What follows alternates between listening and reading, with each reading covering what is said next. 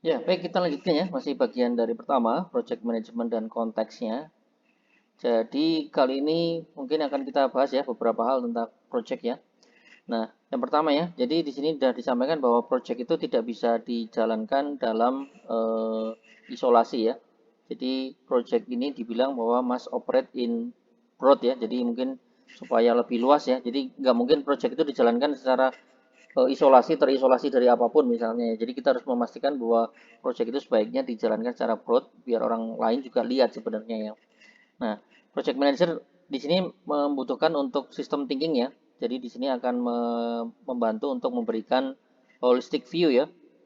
Karena nanti biasanya ini kenapa disebut sebagai holistic view? Karena nanti dikaitkan dengan kontekstual dari organisasinya ya. Jadi misalnya contoh tadi mungkin di part sebelumnya ada penjelasannya. Contoh kita bikin project untuk SDM ya, project yang seperti apa untuk SDM ya. Kenapa kita bikin aplikasi untuk SDM? Nah, di sini letak seorang manajer ya, kaitannya secara organisasi untuk apa nih misalnya. Nah, biasanya misalnya contoh, oh ini nanti kita bisa ketika kita udah mengembangkan aplikasi ini nanti gunanya adalah kita bisa tahu nih misalnya pegawai kita yang aktif dan tidak aktif berapa banyak dari sistem organisasi bagaimana nanti cara kita kaderisasi misalnya ya. Atau mungkin yang ke depan lebih canggih lagi kita bisa tahu mana pegawai yang petanya seperti apa ya atau talent map-nya seperti apa. Nah, itu contoh ya. Contoh bagaimana seorang project manager juga harus punya kemampuan holistic view ya. Jadi tidak hanya satu area tadi yang untuk SDM aja, tapi dia juga harus bisa melihat secara keseluruhan organisasi ini bahwa project ini impact-nya ke organisasi seperti apa ya. Oke. Nah, jadi di sini mungkin penting juga ya bahwa senior manager memastikan make sure project continue, memastikan juga nanti kalau ini ada istilahnya dilanjutkan. Nah, ini ada beberapa hal yang bisa support create business need ya. Jadi mungkin ini akan ada kaitannya dengan organisasi tadi ya. Oke. Nah, di sini ada beberapa cara untuk melihat ya sistem view of project management. Jadi ini adalah kaitannya bagaimana melihat project management dalam kaitan dengan sistem view. Jadi mungkin ini mulai emerge di tahun 50 untuk mendescribe analytical approach to management and problem solving ya.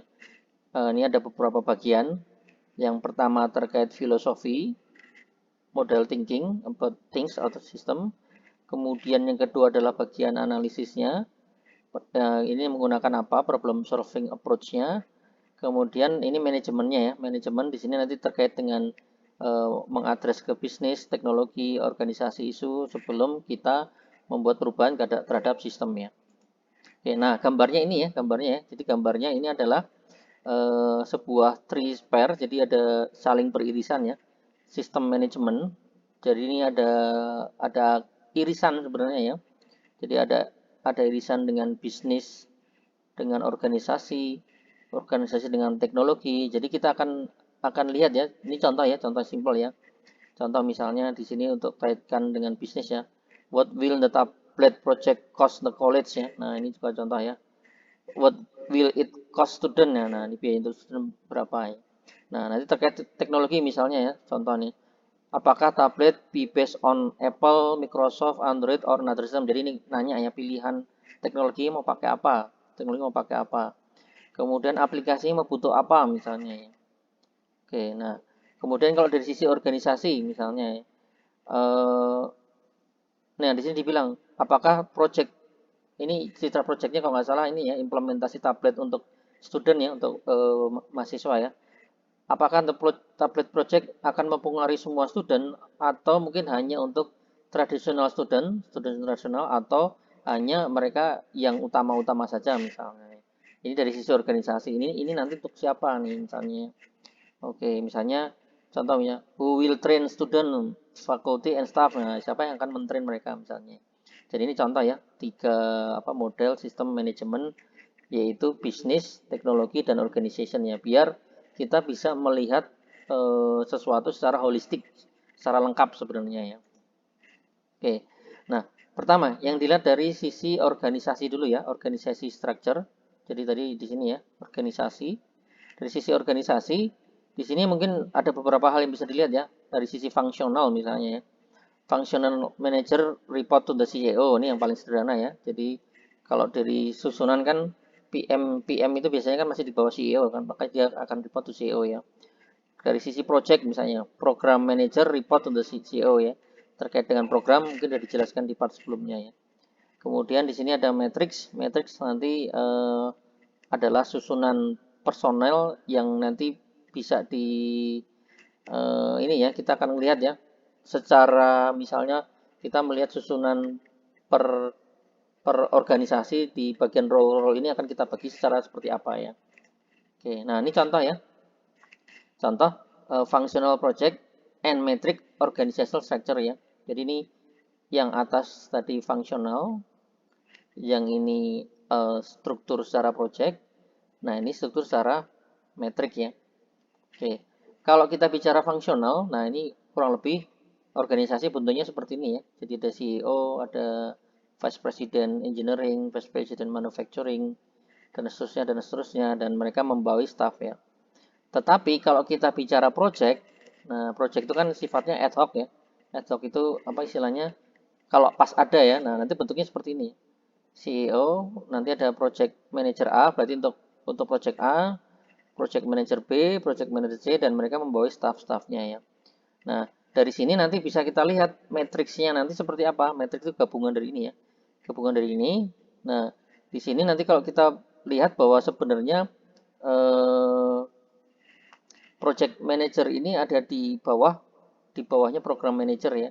Di bawahnya program manager. Nah, si project manager ini untuk project A dia ternyata tidak hanya dari satu divisi ya, ternyata dia ada banyak nih anggota timnya ya, dari engineeringnya 2 orang, dari manufakturnya 1 orang, dari orang IT-nya mungkin hanya ukurannya 3,5, mungkin dari orang HR-nya setengah dan seterusnya ya. Sedangkan untuk yang project B ini ada melibatkan juga misalnya untuk yang project manager B, staff dari VP engineering ada 5 yang dilibatkan, untuk manufacturing ada 3, orang IT ada 10, orang HR-nya human resource-nya 1 dan seterusnya ya. Jadi ini bagaimana nanti setiap project itu kalau tidak melulu misalnya yang tadi saya sampaikan ya, tidak melulu satu project itu misalnya hanya satu divisi aja ya. Kadang-kadang biasanya akan melibatkan lintas divisi. Ya, contoh di sini ya, lintas divisi ya. Jadi untuk project nanti akan melibatkan lintas divisi. Contoh ini contoh yang agak komplit ya. Biasanya mungkin nggak sekomplit ini. Biasanya misalnya ini VP Engineering, VP IT sama HR misalnya. Cuman 3 divisi ya. Tapi kalau misalnya semuanya terlibat, ini bagus banget ya. Semua divisi atau semua bagian dalam organisasi terlibat, ini sangat bagus sekali ya. Nah, kemudian dari situ nanti dibuat matriks lagi ya. Bagaimana masing-masing dari tadi fungsional sama ini kita bikin matriksnya. Jadi ada yang namanya matriks weak matrix, balance matrix, dan strong matrix ya. Oke, jadi misalnya kita bicara karakteristiknya ya, dari project karakteristik di sini ada otoritas projectnya ya. Ya, misalnya kalau kita bicara weak ya dia terbatas ya perannya ya, otoritinya. Tapi kalau kita bicara strong, dia otoritinya bisa moderate to high ya.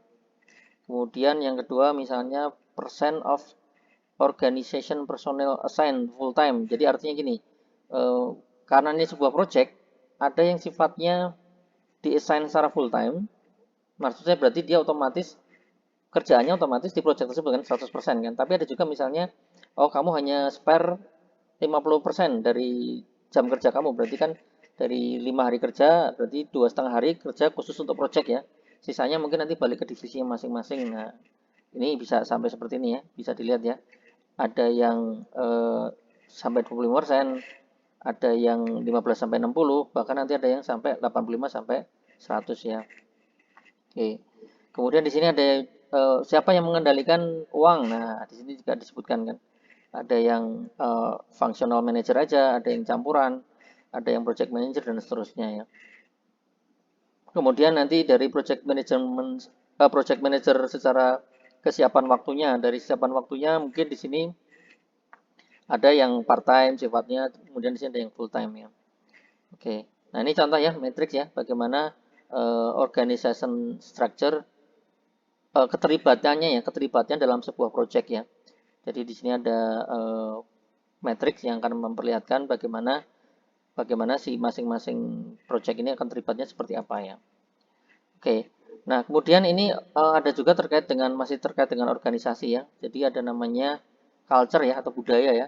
Jadi budaya itu apa? Jadi mungkin Anda akan makin tahu ya, setiap perusahaan itu pasti namanya punya budaya ya.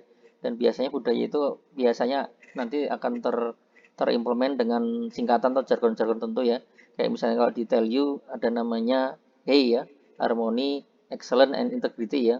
Oke, karena dengan budaya ini akan dibawa juga dalam bagaimana cara kita menjalankan proyeknya ya sebenarnya.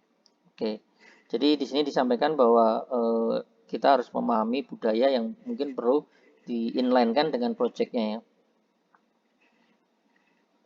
Nah, di sini dibilang bahwa many expert believe bahwa beberapa permasalahan perusahaan itu bukan karena structure of staff, nah karena budaya. Contoh misalnya, oh perusahaan ini kok ini ya kerjanya nggak maksimal, males-malesan ya, karena budaya nggak pernah dibangun. Nah itu contoh ya, budaya nggak pernah dibangun untuk bekerja secara sungguh-sungguh ya, bekerja secara maksimal ya. Nah, itu contoh culture ya. Atau misalnya perusahaan ini kok suka bikin kesalahan perhitungan atau mungkin sering bikin ini ya, apa ketidakjujuran misalnya. Karena budayanya udah terbiasa dengan budaya tidak jujur ya, not integrity ya. Berlawanan dengan kita ya, integrity ya. Jadi ini adalah sebuah budaya sebenarnya. Oke.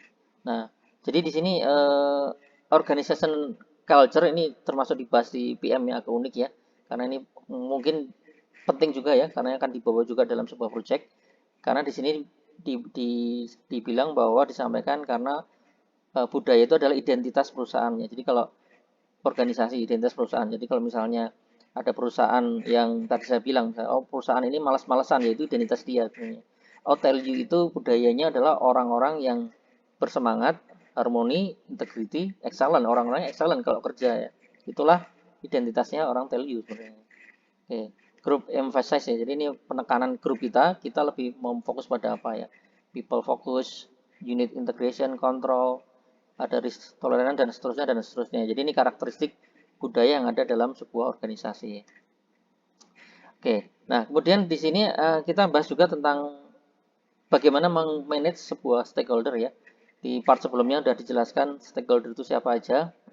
Nah, di sini penting sekali ya bahwa PM harus punya waktu untuk mengidentify, memahami, dan memanage relationship with all project stakeholder. Jadi memang seperti dituntut ya, untuk punya, ya pertama identifikasi ya, pertama siapa sih stakeholdernya, dari situ kita understand ya, memahami mereka dan kalau bisa membuat relasi. Kalau ke user ya ke user, kalau ke customer berarti ke customer, kalau ke supplier ya kita buat relasi ke supplier ya. Oke. Kemudian di sini using the four frames of organization can help meet stakeholder needs and expectation ya. Oke. Kemudian senior executive atau top management are very important stakeholder ini pentingnya. Jadi meskipun nanti ada stakeholder yang levelnya user, tapi mereka yang berada di top management itu adalah very important stakeholder ya. Kenapa saya bilang paling penting ya? Mungkin ada bagian dari awal depan ya. Salah satu yang mensukseskan sebuah project adalah top management ya, dengan powernya mereka ya, untuk memaksa, untuk menggunakan sistem atau menggunakan sebuah proses ya. Oke, dan sebaliknya ya, untuk memaksa bahwa project itu sukses atau tidak ya itu biasanya dari senior atau top management ya. Jadi kalau misalnya melihat anak buahnya malas-malasan dalam project, dia bisa langsung menegur ya, bisa langsung menegur atau bisa langsung berikan SP atau gimana ya, atau mungkin bisa disentil atau gimana ya. Oke. Ya, baik ya. Jadi mungkin ini part yang penting bagaimana mengkaitkan sebuah project management dengan organisasi. Nanti di part selanjutnya akan kita bahas bagian-bagian yang lainnya.